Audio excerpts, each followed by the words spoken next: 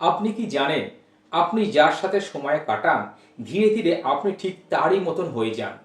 কিন্তু সবথেকে বড় ভুলটা কোথায় জানেন?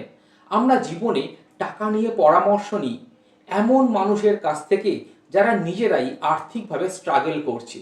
তাহলে প্রশ্ন হলো, ভুল মানুষের পরামর্শ নিয়ে কি আপনি সঠিক ফাইন্যান্সিয়াল ফিউচার তৈরি করতে পারবেন? ধরুন অমিত তার বন্ধুদের সাথে সবসময় থাকে যারা মাসের শেষে টাকাকে শেষ করে ফেলে, আর রাহুল সময় কাটায় এমন লোকেদের সাথে যারা ইনভেস্টমেন্ট, সেভিংস এবং ভবিষ্যৎ প্ল্যান করে।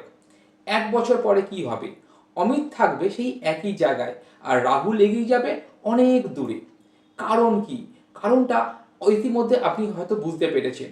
আপনি যার সাথে সময় কাটাবেন আপনি ঠিক তারই মতন চিন্তা ভাবনা করতে শুরু করে দেবেন।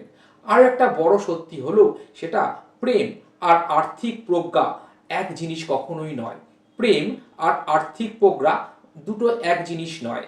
কারোর সাথে সম্পর্ক ভালো হলেই সে ভালো ফাইন্যান্সিয়াল অ্যাডভাইজার হয়ে যায় না। তাই আজ থেকেই আপনার জীবনে পরিবর্তন আনুন।